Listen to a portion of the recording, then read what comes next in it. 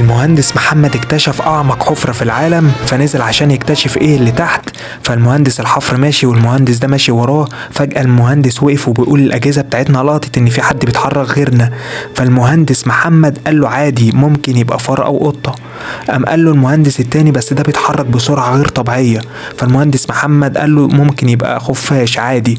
فتفرقوا عشان يشوفوا المنطقة بشكل اوسع ويشوفوا اكتر المكان.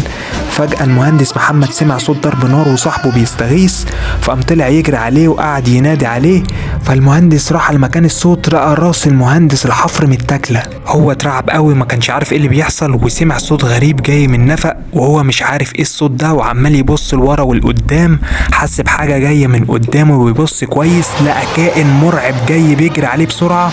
اترعب وطلع يجري باقصى سرعه عنده لغايه ما لقى نفسه في مكان غريب، وقعد ياخد نفسه مش عارف هو في انهي حتة. مرة واحدة سمع صوت مرعب بيعمل صوت في المغارة، فجري بسرعة عشان يستخبى علشان يشوف ايه اللي جاي عليه. فبيبص لقى كائن مرعب واقف، فخاف قوي وقال يمشي بالراحة علشان ما يسمعوش.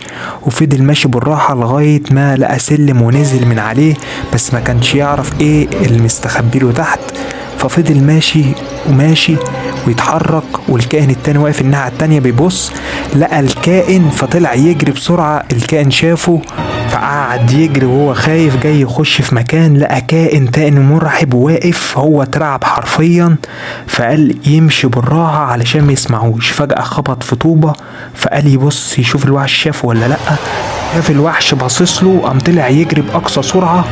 فجري مسافة طويلة لغاية ما نفسه اتقطع من الجري، وقال هيتسحب بالراحة علشان محدش يسمعه. فجأة بيبص قدامه لقى كائن تاني مرعب وشه في وشه.